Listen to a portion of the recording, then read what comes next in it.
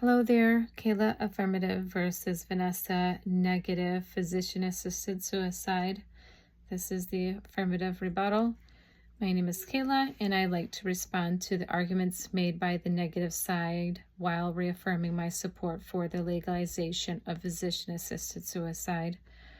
First, let's address the argument concerning suicide contagion.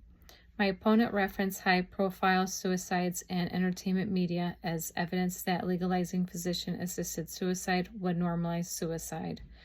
However, these examples are not equivalent to physician-assisted suicide, which is a regulated, medically supervised decision made by competent terminally ill adults after thorough evaluation. Comparing this process to impulsive or youth-related suicides misrepresents the structure, intent, and safeguards involved. Furthermore, studies like Loggers from 2013 from the New England Journal of Medicine have shown that physician-assisted suicide can be implemented ethically and safely, with participants being individuals who had terminal cancer and receive interdisciplinary support throughout the process. Second, the idea of a slippery slope is speculative and unsupported by the evidence from states where physician-assisted suicide has been legal for decades.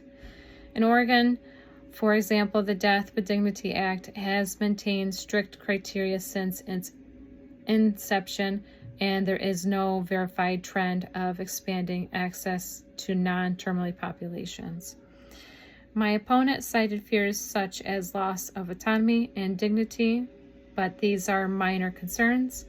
They are valid and deeply personal reasons for patients at the end of life who want to preserve their identity and quality of life during a time of irreversible decline. Rather than dismissing these reasons, we should acknowledge them as central to respecting patient autonomy. Third, on the topic of depression and mental illness, the affirmative does not deny the importance of mental health screenings, but denying terminally ill patients the right to die with dignity based on a fear that someone might be depressed is overprotective. Instead, we advocate for strengthening safeguards such as through psychological evaluations, which already exist in states with legalized physician-assisted suicide. The argument that only 5% are referred to mental health professionals doesn't prove widespread neglect. It simply means that most patients were already determined competent by their attending physicians. Finally, while some disability rights and medical organizations oppose physician-assisted suicide, others support the rights of patients to choose. The emphasis here must be on choice. Leilong from 2007 emphasizes that dignity remains meaningful only in the content of its application.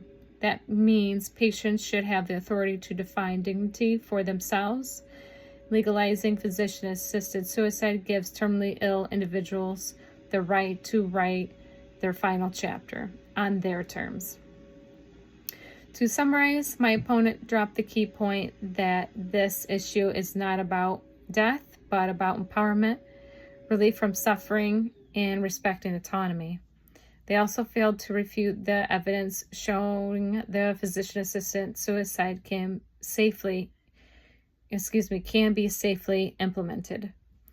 Judges, for all these reasons, I urge you to vote affirmative. Thank you.